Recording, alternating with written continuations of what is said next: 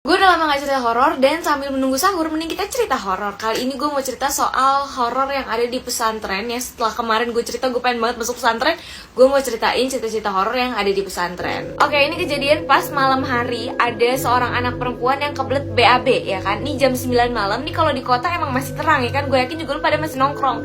Cuma nih pesantren letaknya ini jauh dari kawasan warga-warga dan lumayan terpencil, dimana di samping-samping pesantren ini masih banyak pohon-pohon rindang yang gede-gede. Jadi otomatis ini gelap banget kan di situ, dan lampunya juga cuma ada beberapa tempat aja, nggak di seluruh tempat ada lampu otomatis, ya masih remang-remang gitulah. Nah cuma karena udah saking kebeletnya nih cewek, akhirnya dia memutuskan untuk tidur. Nggak dong, bisa-bisa jebret di kasur dong. Dia ke kamar mandi lah, gila kali. Dia memberanikan diri untuk ke kamar mandi yang posisinya nih, posisi kamar mandi ini nih di luar asrama. Lu bayangin aja tuh, udah malam-malam, semua orang udah pada tidur ya kan, dia sendirian keluar dari asrama. Itu kondisi lampunya itu remang-remang, dia harus ngelewatin lapangan terus baru keluar asrama, baru ada kamar mandi. Ini apa gue ceritain maju-maju begini sih? Munduran aja dong, santai aja Min. Sampailah dia di kamar mandi. Jadi kamar mandi itu ada 2 bilik, dan di tengah-tengahnya itu ada sekat tembok gitu. Tapi di tengah tembok di sekatan itu tuh ada bolongan yang bisa lah untuk ngoper kayak sabun, sampo dari kamar mandi satu ke kamar mandi satunya lagi. Nah pas sampai di kamar mandi, si cewek ini tuh udah ngeh kalau di kamar mandi satunya lagi tuh ada orang yang lagi mandi, karena suara jebar-jeburnya tuh kayak buru-buru dan kenceng banget.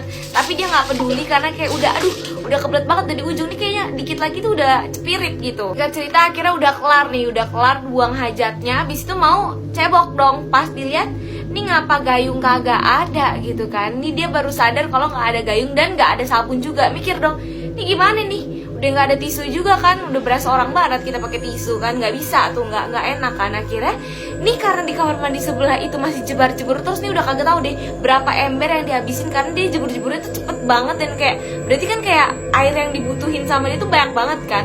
Terus akhirnya si cewek ini memberanikan diri, walaupun sebenarnya agak takut juga, siapa yang mandi malam-malam kan.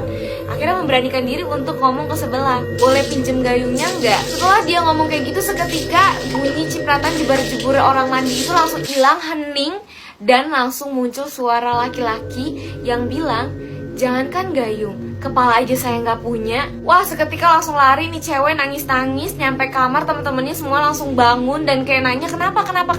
Tambah kaget lagi, si ceweknya lupa pakai celana. Kalau gue jadi dia juga panik sih ya, kayak gue udah lupa tuh celana bodo amat deh celana, yang penting gue kabur dari situ.